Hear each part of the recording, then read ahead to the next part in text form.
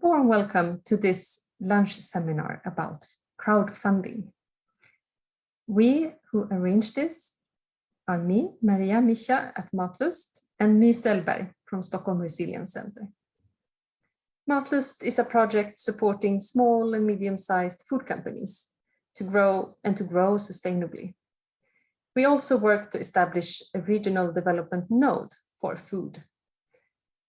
So if you want to learn more about MatLust, please visit matlust.eu. There you can also sign up for our newsletter, which is in Swedish. So while MatLust has mostly this regional focus, we also have more of an international outlook in what we call the transnational component to MatLust. In the transnational component, we are searching in the Baltic Sea region for good examples and best practices that support a resilient and sustainable food system. And we are looking to a diverse range of topics, and you're very welcome to also suggest areas that you think we should further explore. And this event today is the very first within the transnational component. And now I would like to also ask me to introduce yourself, please. Very welcome, everyone, and nice to be here. I'm My Sellberg. I'm a researcher at Stockholm Resilience Centre, at Research Institute at Stockholm University. And I work with sustainable food systems, and specifically in Sweden and in the Stockholm region. And I work a lot together with MatLust also, and Södertälje municipality in different collaboration projects. So I'm very excited to hear more about this exciting example of crowdfunding.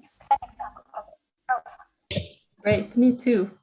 And please turn off your sound if you have not. Please mute your microphone when you listen to the presentations. That we will start without further delay. So first we will listen to Nicolai Jæpelt from Coop Crowdfunding in Denmark.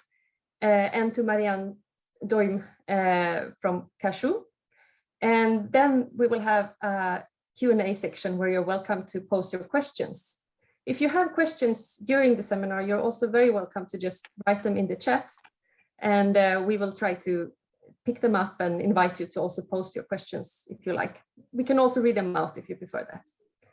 So please, Nicolai, we are so very happy that you are here and willing to share your experience with us. The floor is yours. Thank you very much. And hello, everybody. My name is Nicolai, and I'm the head of Coop Crowdfunding. And I will introduce you to how we are working and how we are trying to make more Danish food companies succeed by creating new relations between them and the Danish consumers. If you afterwards want to go look at our webpage, it's called Coop Crowdfunding. You can see it here. Yeah, you feel free to browse around. And my presentation is here. Sorry. Yeah. Coop Crowdfunding. Our goal is to develop food producers and support companies who want to accelerate the green transition. We are working with companies in shorter periods of time around their projects. I'll go back to what a project is, but our second goal is actually to democratize access to capital, but also to democratize access to co-op shops in Denmark. This is Coop in Denmark, and we have a sister company in Sweden. I presume most of you know that, Coop Sweden, which has supermarkets in Sweden. In Denmark, it is actually 6 different supermarket chains, an online supermarket, and an online shop. It's also a bank, and it's an investment company. Coop Crowdfunding is owned and run by the association, the the association is comprised of 1.9 million Danish people, and it's a cooperative, but it's also a democratic association. So every member can basically make their voice heard by signing up for a local board. And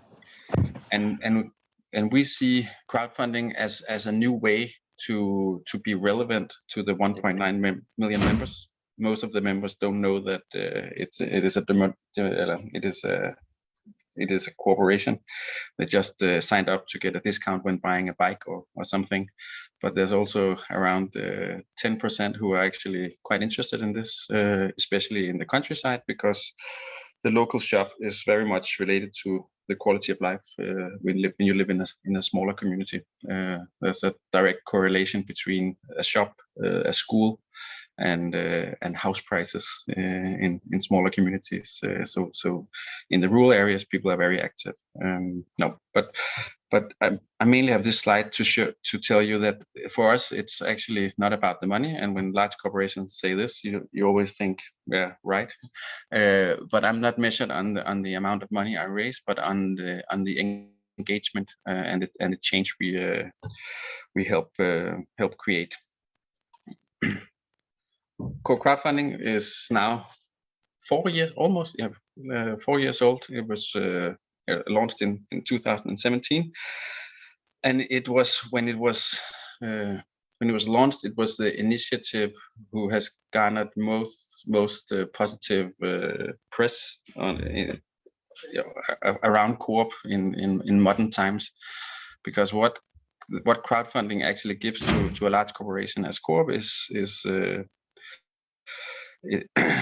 that it allows us to work down through the value chain, to stimulate, to help, to assist, to inspire. But it also just reflects really well back on a large corporation when you do something for the next generation, when you do something for the small, and when you make yourself accessible. And that's basically what we do. We have worked with more than 600 Danish companies. That's 600 Danish companies who have used or created a crowdfunding project that was launched on our platform, and we raised around 40 million Danish kroner.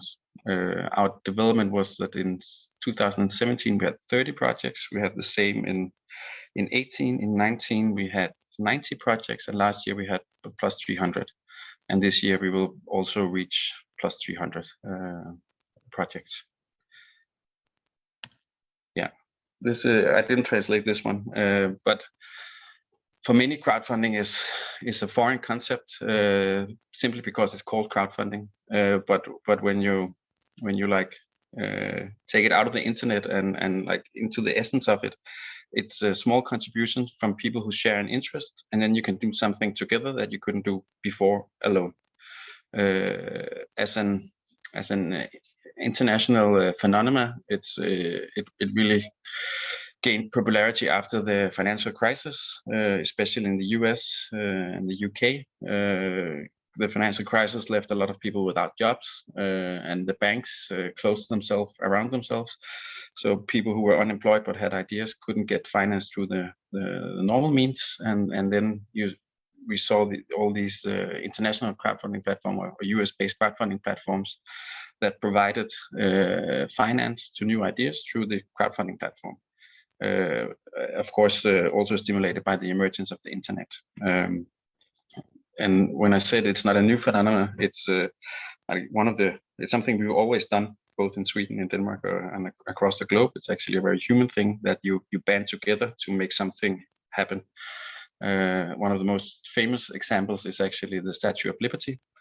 It was a gift from France to the people of New York, but they didn't have anywhere to put the statue.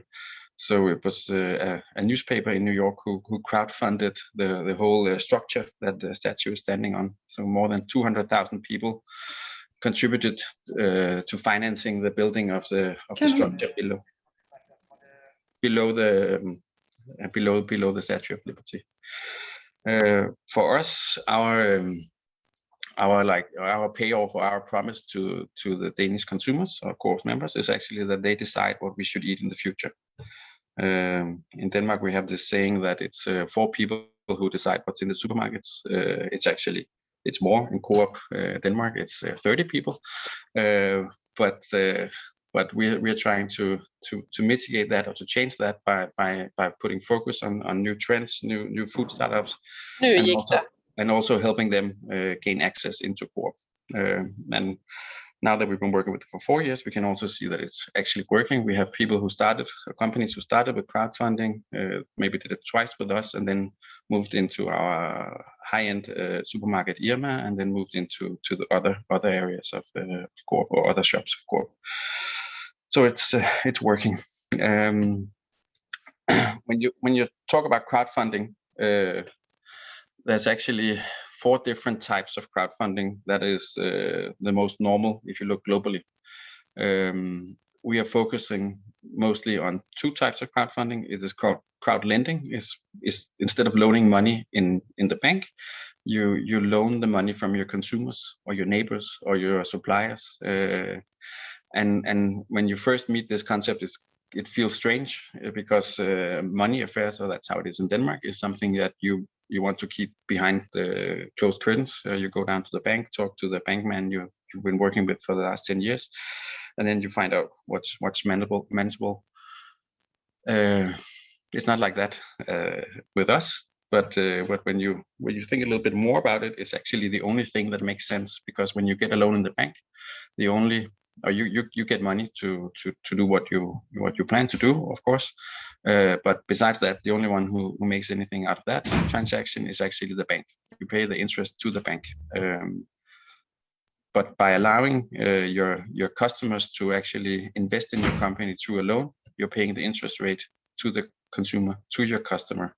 And what we can see when we talk to the people who are loaning out money is that even though they're only loaning out 1,000 kroner per person, or maybe 2,000 kroner, is that they feel an ownership afterwards. They feel like this company is actually a little bit mine. At the same time, it's a very transparent transaction or investment, because you have through the project you get to learn the people behind the company. You can see where they live, what they want to do. So in that way, you're you can be quite certain that your money goes to what it was intended to. Otherwise, you can always take your car or bike and go visit them and see if it's true. And then some of you might wonder if this is a popular thing, I would say that it is extremely popular. This is a few of our cases. I will not go through all of them, but the one in the middle was it's actually a beer producer in a small town called Herslev, which is 40 kilometers outside of Copenhagen. It's located on a farm, and on the land there they want to establish this food community. And one of the first other producers that they invited in to stay was a chocolatier called Mikkel Friksholm. And in order to establish the chocolate factory, they wanted to loan 1 million kroner.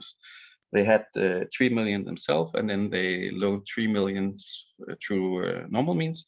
And then they wanted to loan 1 million kroner from the local community, because besides producing, they also want to invite people into their production. You can come visit the chocolate factory or the beer production basically at any time. From when we launched the project, and what we do is actually a bit reversed in regard to normal financing. We actually make it as difficult as possible for us to succeed by limiting the amount that you can invest as one private person. In this case, you could invest between 1,000 kroner and 10,000 kroner. It took 4 hours from we launched the project until it was financed, and it was 200 people who were supporting this. I think more than half lived within 30 kilometers of the chocolate factory, and 137 of the 200 they invested less than 5,000. So people are not in it because they want to make money. They're in it to support people who are doing something that they can relate to. This is all about, if you have an interest in chocolate, in beer, and you maybe you even visited the place, you can invest in it and help them realize their idea. After when there was a small break in COVID, we went up, my team and I, to visit Mikkel and see the factory. the first thing he said was that it's crazy. People come here every week and say that it's their factory because they loaned me 1,000 kronas. But it's my factory, he said with a smile. But it's just to say that this way of engaging people, it works, and it creates a real relationship between the consumer and the producer. Sorry. Last Thursday we had another project that was 200,000 kroner for a small producer of lentils.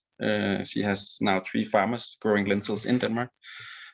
Just bought a new farm where she's gonna do her production, and she needed to restore an old barn, and she needed 200,000 to do that, and that was financed within 5 minutes from we launched the project.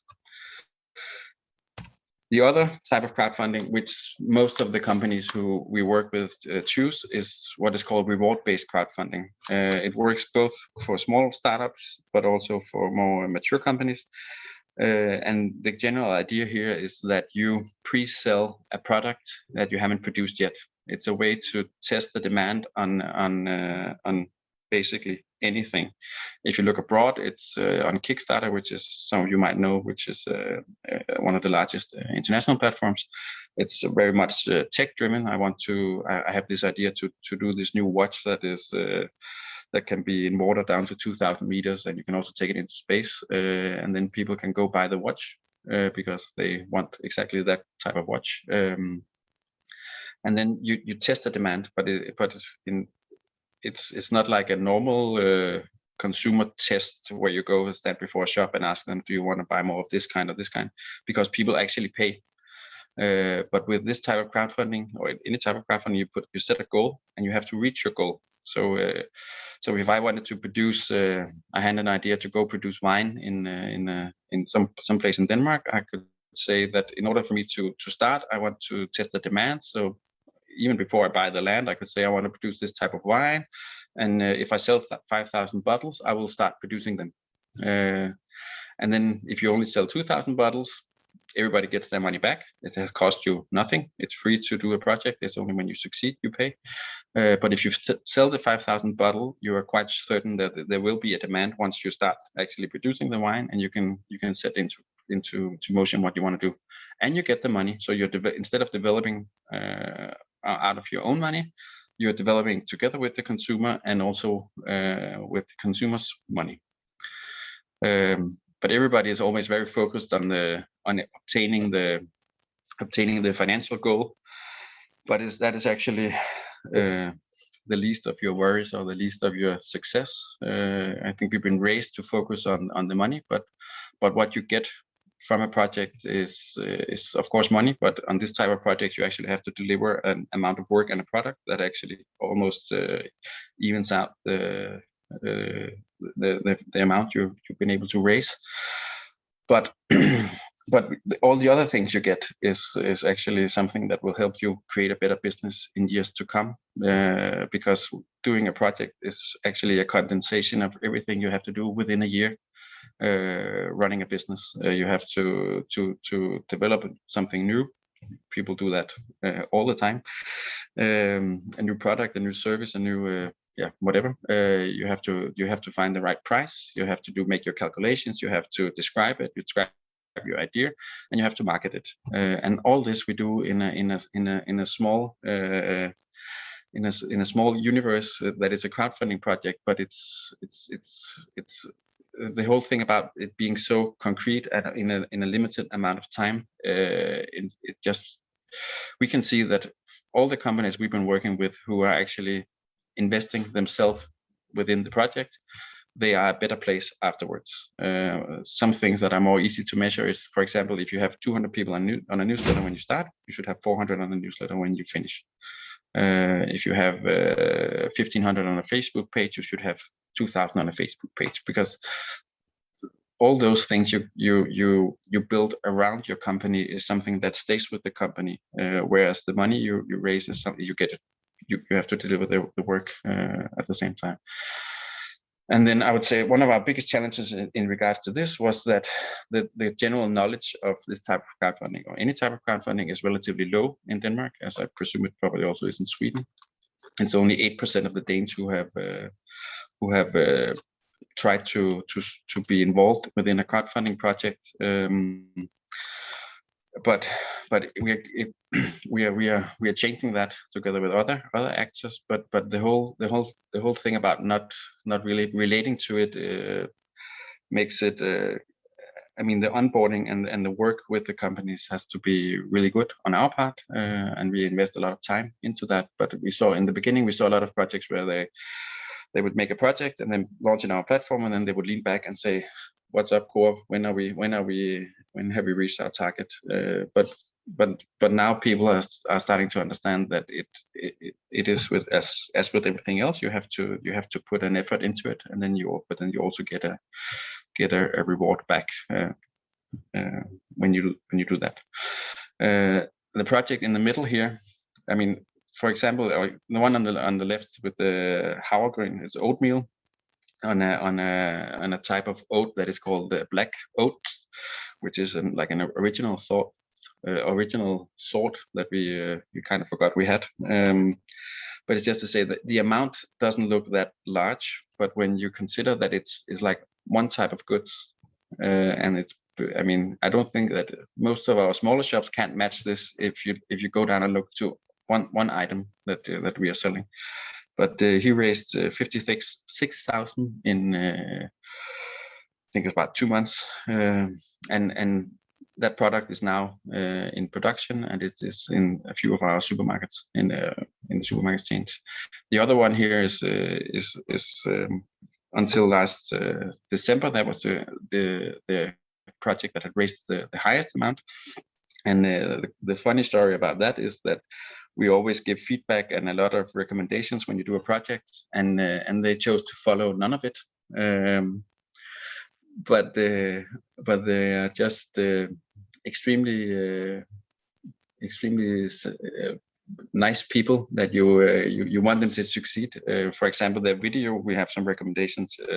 Find a quiet environment, and the lighting should be from the side, not in your face, and you should have good sound and so on. And they did nothing. They were on a road with traffic, and the light was awful. But they just told their story so that you really wanted them to succeed afterwards. And then all of this thing about crowdfunding being on the internet is it allows us to reach a larger audience, because it's easy and it's easy to share. But the secret behind their success was actually that they went to a local market. It was the beer's day in the town of Fredericia on a Saturday, and the goal of this project was to establish a brew pub in this town, Fredericia.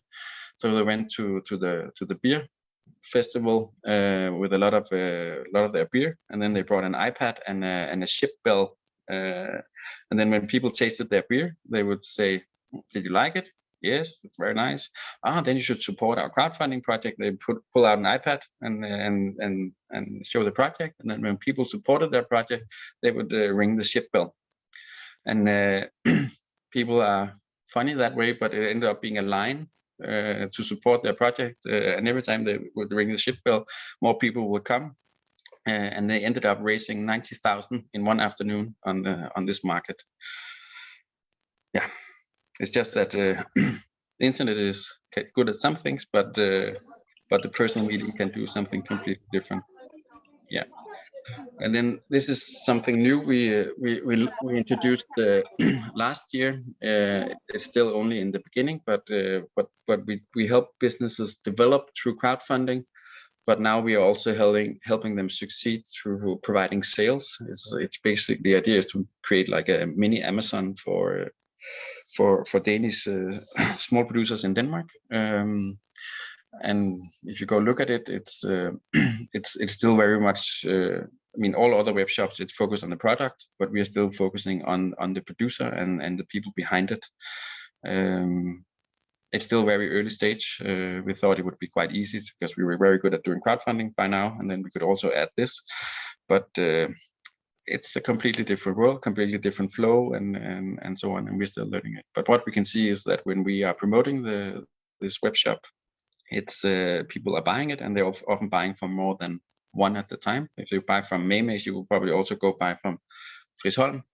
And the general idea is that if right now we have about 40 there, but if we had 200, or maybe in a few years we have 2,000 producers there, and everybody bring one customer a day that shops from two, then suddenly we have something with a lot of sales that can help put focus on all these small producers in Denmark. Yeah, but we are not in a hurry, and I'm sure this will. But actually, the idea here is that we need to get everybody to understand that they have a common responsibility in helping each other through this. Am I running out of time? Yes, Nicolai. It's also interesting. So I'm not happy to interrupt, but please, we could wrap up so we have time. I'll wrap up here because this is just examples. Because Coop has 1.9 million members, and the people who do the projects, it's their responsibility to succeed. It's our responsibility to provide the best platform and to promote the platform. But we promote the platform by using ourselves, by talking to the backers. This is Christina. She's backed more than I think 30 projects. We talk to her. Why are you doing this? And then we of course talk to the companies, and then we have access to a lot of Coop's different channels, and in that way we can really we have quite an extreme reach in regard to promoting the projects. I'll stop here. Well, thank you so much, Nicolai. That was so interesting, and I can hear that there is a lot more to share about this. And please, have you seen if there is a question from the chat we should pose to Nicolai before we move on to? Yes, there is a question from Eva. Some of the products you highlighted are alcohol, beer, for example. Which other products have been successful? Maybe it links a bit to, like if you think there is this more from myself, but if you think there is a risk with, I mean, there is this opportunity with all these consumers and people involved and feeling ownership, but is there also a risk that some products are easier because maybe it's difficult with products that are more, I don't know, healthy and boring, for example? Yeah, I get the question, and I guess if we came to Sweden, I hadn't thought about that. We would have to revise our politics on selling alcohol directly. No, but actually because we actually say that everybody is welcome, and we don't pick and choose who can be on the platform. So if you're doing something very traditional, you're welcome. If you're doing something very more in a new trend, you're also welcome. But what we can see is that we attract a lot of the new trends because it's such a easy and a good way to test new ideas. So we have a lot of plant-based initiatives. We have a lot of basically all new food trends we come by us, and it's actually it wasn't intentional that it was two alcohol projects in one, but the one was actually basically a chocolate factory. But what has raised most, and I mean the beautiful thing here is that we actually get surprised all the time, and it's a lesson for us not to mingle or interfere or to change too much, because we don't know. We have our own perception of what is good and what is not, or what is interesting, but the crowd is different. And the project that has raised the most, which was 253,000 on the reverse big crowdfunding, that was a company called Warfare, who is trading with spices and all different kind of things from areas that has been hit by war. So they're trying to create an economy locally in war-torn areas. And I mean, in 1.5 months, they raised 253,000 by selling spices and different other things. I mean, when we saw the project, it was like, people gonna buy that? But yeah, they did, which was great. Thank you. Super interesting to hear. Yeah, thank you so much for your presentation. Yes, thank you. And let's invite now Marianne Duijm from Casju, who's one of the companies, representing one of the companies that have been crowdfunded in the platform Nicolai has shared with us. So Marianne, are you here? Yes, I am. Great. Can you see my screen? We can. Oh, now it's perfect. The floor is yours. Okay. Hi, everyone. My name is Marianne, and I'm the founder of Casju. And we work with upcycling cashew fruits. And if you don't know what a cashew fruit is, it's basically the fruit that grows on top of every single cashew nut. And in most countries, when you harvest the nut, you don't really use the fruit for anything. And actually, more than half of all the cashew nuts that we eat globally are produced by African small-scale farmers, which also means that there's a lot of fruits wasted on the African continent. And in 2018, I was writing my thesis about the cashew nut value chain in Tanzania. And this was when I realized the huge waste that there is in this industry. And I started to investigate what can we do with these fruits.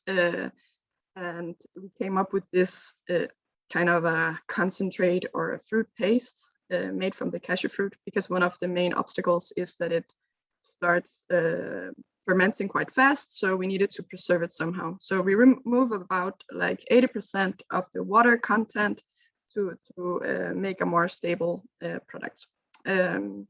So then we had this kind of fruit paste that we didn't really know what to do with. And I had an idea that I could sell it to other food companies, but also maybe making my own products with something with the cashew fruit. And actually about 1 year ago, I started to do some different like product development. And one of the products was like caramel with this cashew fruit. So it's kind of a fruity caramel. And we just got some nice feedback from like our friends. So actually we moved on with making these plant-based caramels. And basically when I started to work on the crowdfunding, I had an idea about the recipe, and I had an idea about what the brand of the company should be. And I would say I didn't have any packaging. I had ideas, but I didn't have any finalized. But I just wanted to test if there was a market for the product. Like I thought it was a good idea. My friends thought it was a good idea, but would people actually pay for it? So that was when we launched this crowdfunding. And basically,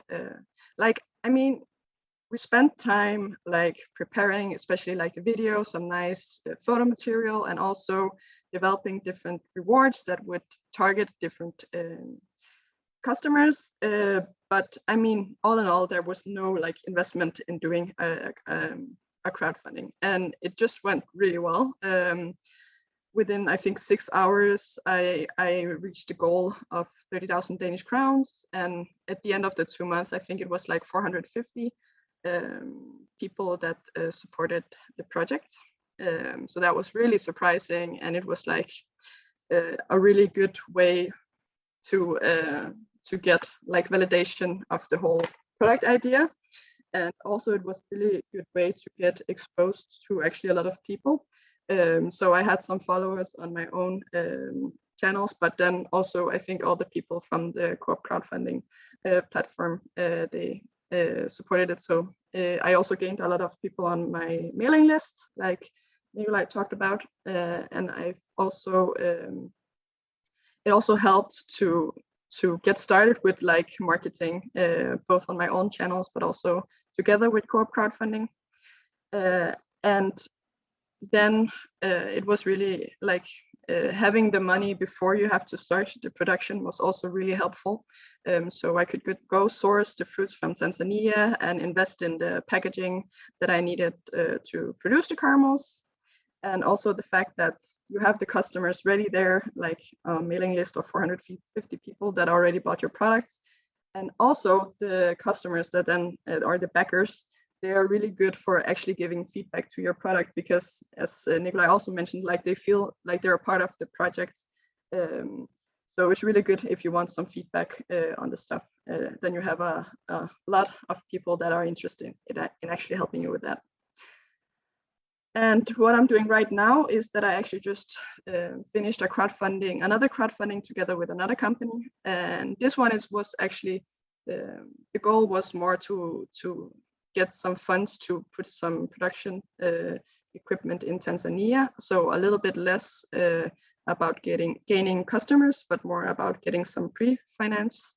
And then I'm doing some sourcing and I just launched this product with the new packaging in some shops here in Denmark, and working on product optimization and getting started with sales, and also getting my product into Irma this November. So everything is moving forward, so that's really nice. I think that was all I had. Great, thank you, Marianne. So interesting, your products. And do we have any questions already in the chat, me, or what can we ask Marianne to follow up on her presentation? I think go ahead with the question you had. Can't see any more in the chat right now. Well, I was wondering, Marianne, do you have any suggestions as a producer, or as wanting to be producer? What do you have to be already in place in order to start a crowdfunding or to reach out like this? I think I was doing it quite early, but I think it was a really good idea actually, because I also, because when I did the crowdfunding, I didn't promise too much. I could still change the packaging. I could still, like, if things didn't work out, I could postpone it, or like a lot of decisions that are maybe tough to make. Then I was, I mean, in the end, I was more forced to make it because I had to deliver the products. But actually, I think, I mean, in like, I also delivered the rewards quite soon after I finished the product. And like, what you can do is actually wait half a year or wait even more. So you really have a lot of time to do the development of the product afterwards as well. So in that sense, I think it was great to do kind of early without having, like, maybe being, I don't know, like 70% done with the product. Yeah, great. Did you also get like feedback from your customers? Did it help you in the process, or yeah? So I did send like a survey afterwards, and then also like a lot of the backers, they sign up for like mailing lists, so they have been in the loop ever since. It's so interesting to hear. So now I would like to open up the floor to all of you to ask your questions to Nicolai and Marianne. I'll take this opportunity. So you can raise your hand by the raise hand function, or you can just shout out or write in the chat. Any way is fine. And while you write your questions, I can just start with maybe more practical one. And perhaps you said this already, but you said you sell your product in different shops, and is that different types of shops? Is it Coop shops or other, or can it be any type of shop? Or how does that work?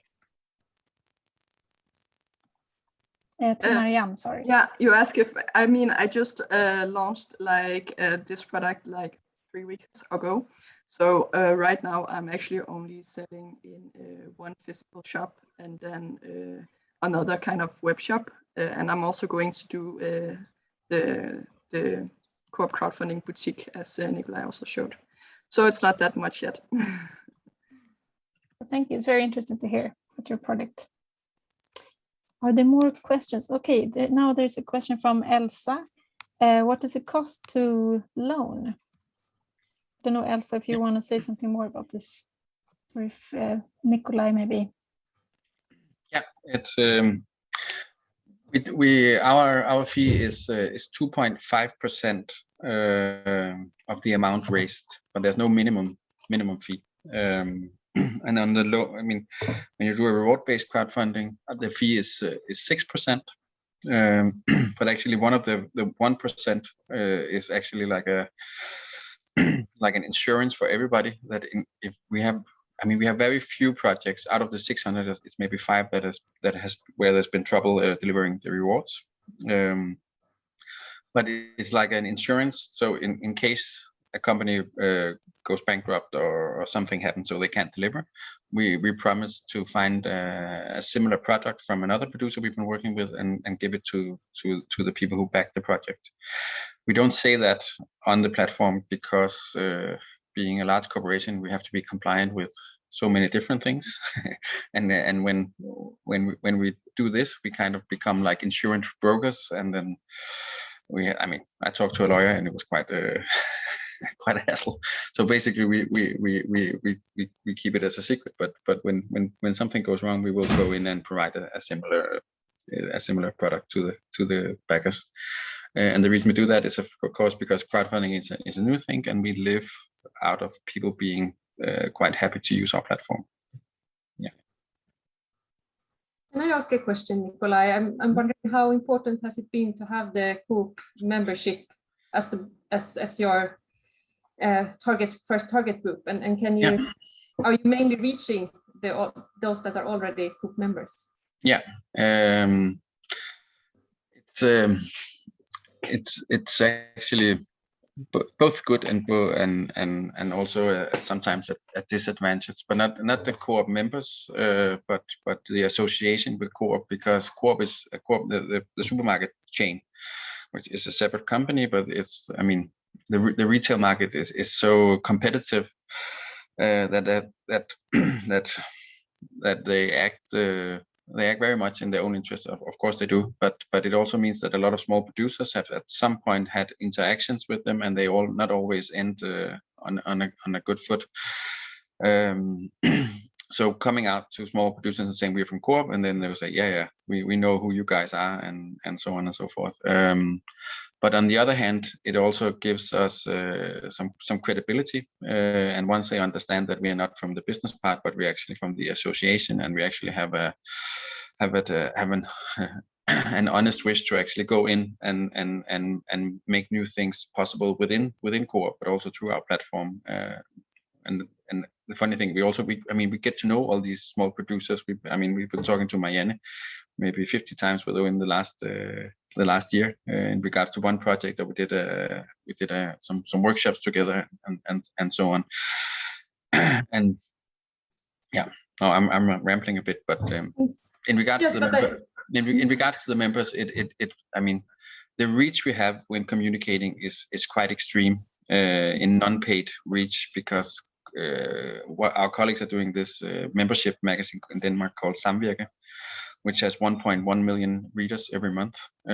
Sometimes they put a story in there about some of our projects. We have access to Coop Denmark's Facebook and so on and so forth. So we can actually, I think we reach more than 1 million people a month with the different projects through all the channels organically. But the problem is that a large corporation as Coop, they are bombarding the Danish population with offers and saying we did this, we did that, and so on. So even though we reach so many, it kind of sometimes often it seems like it's drowned by all the other noise that is coming from this company. Yeah.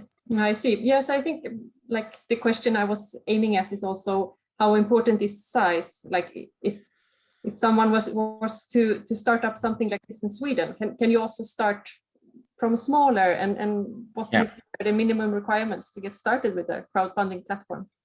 You can start from smaller, but I think now in Sweden, I think you're less aware of crowdfunding and the possibilities than we are in Denmark now, but can maybe compare to where we were 5 years ago. And the big challenge is this the knowledge of crowdfunding and getting it out there, and the economy of a crowdfunding platform is dependent on the activity on the platform. So when you have a lot of companies who don't know how they can use it, you're gonna spend a few years trying after 4 years, we are now at a point where people are applying to the project more than we are getting people to apply. So we're reaching kind of like a breaking point or a tipping point. So we can start spending more time on helping those who actually apply rather than getting people to apply. But that has taken 3.5 years. And we are currently 6 people working on this. When I started, it was me part-time. Now we are 6. But I mean, it's a tremendous effort. So when you go into creating a crowdfunding platform, you have to be prepared to that it's going to be it's hard work, but it's the same for all of you guys when you're starting up, or when you started. It's, I mean, nothing comes easy, but on the other hand, the potential here is quite amazing, because with crowdfunding, maybe we succeeded 25 to 30% in regards to the potential in Denmark, but then we added this web shop where we maybe it's only 2-3% at this point. We also have another initiative coming next year, so we get 3 different legs to stand on, and once they all reach between 30 and 50% of their potential, this will be quite a good business also for Coop. And at the same time, it creates a lot of new possibilities for all the smaller producers in Denmark. Thank you. Now there's lots of questions coming up in the chat. Yeah, I try to answer some of them, but I speak faster than I write. So there's one for Marianne also. Julia wondering how the farmers in Tanzania profit from selling the cashew fruits to Casju, and how the kind of profit sharing is designed. Yeah, for now, actually, the quantities are not that large. I haven't sourced that much. So actually, we work with a system right now where we employ some women to go and collect the fruits, and the farmer gets kind of help in his harvesting process. So yeah, that's the setup now. So it's more creating jobs and helping out the farmers than increasing income for the farmer directly. Thank you.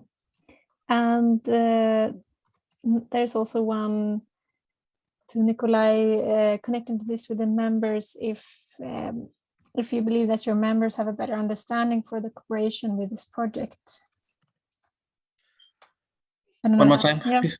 Maybe Minna, you want to say something more about this question? If you believe that your members have a better understanding for the cooperation with this project.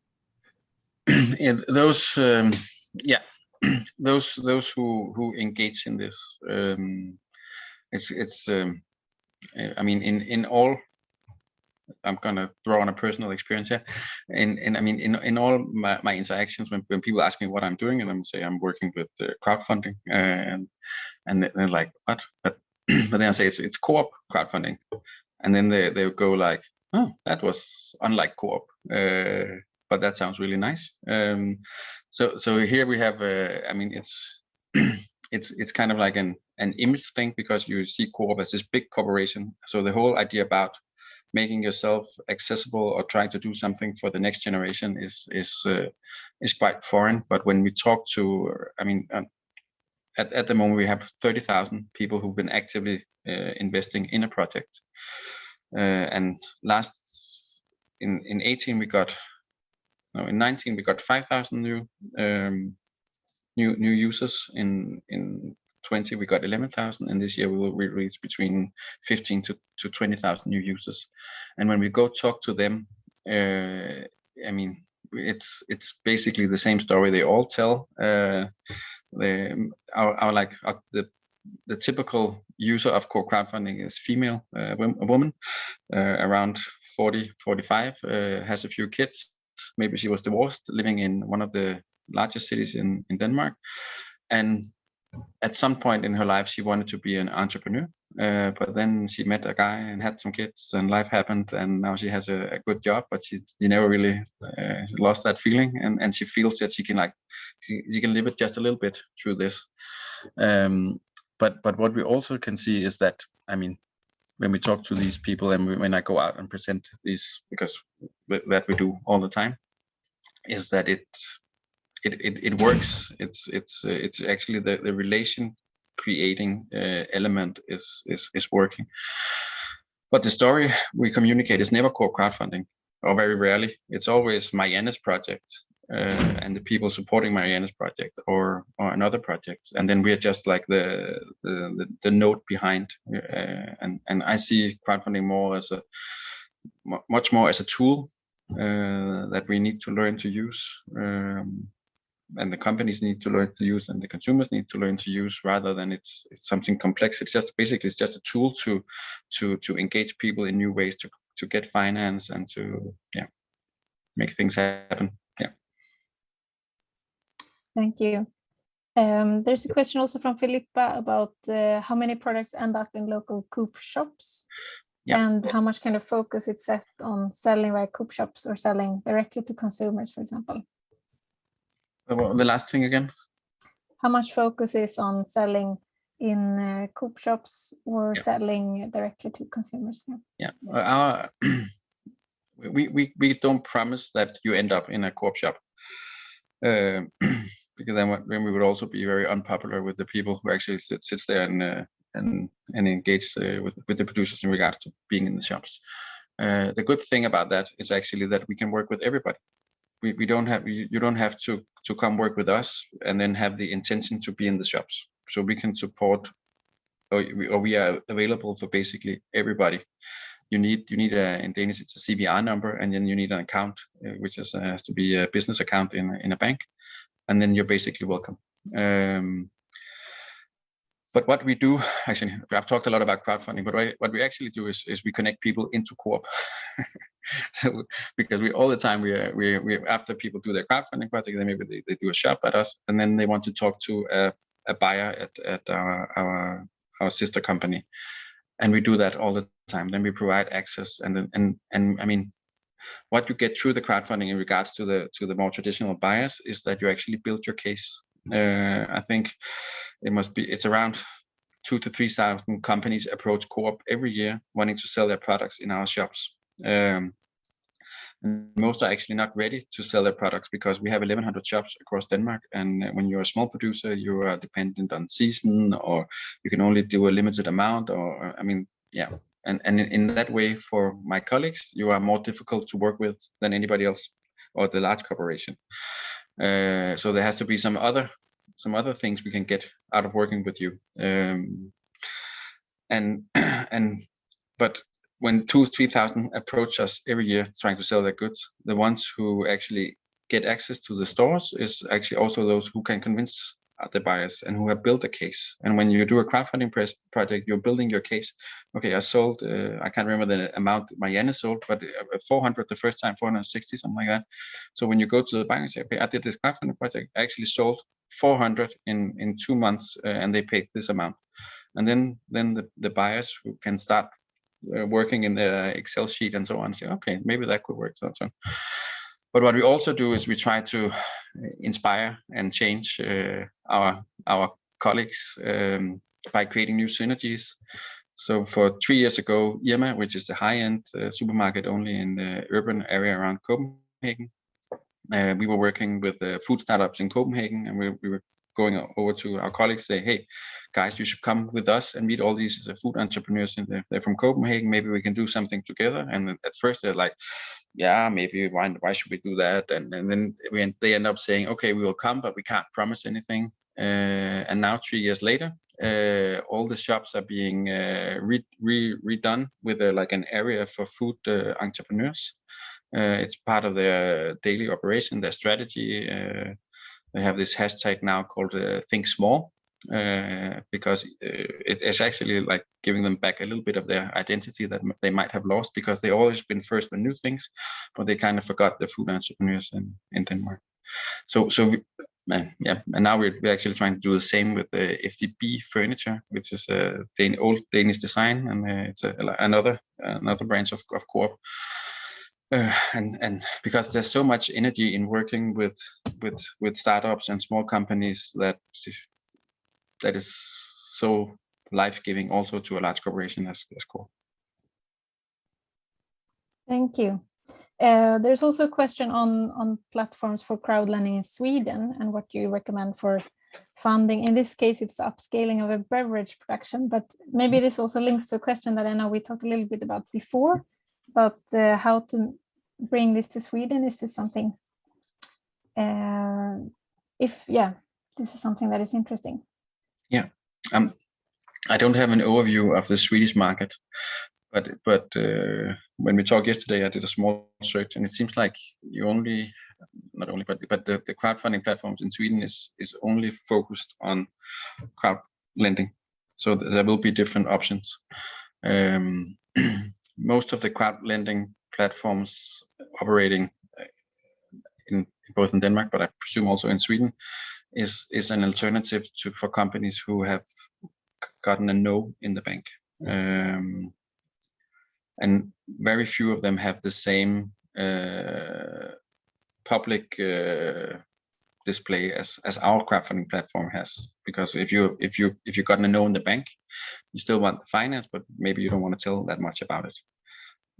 But our target group is a bit different because we want to build on strong companies, so we can tell the story, engage the consumers. So in our case, it's a bit different from what the crowdlending platforms do normally. But I mean, in the project last Thursday with the lentils, then because it's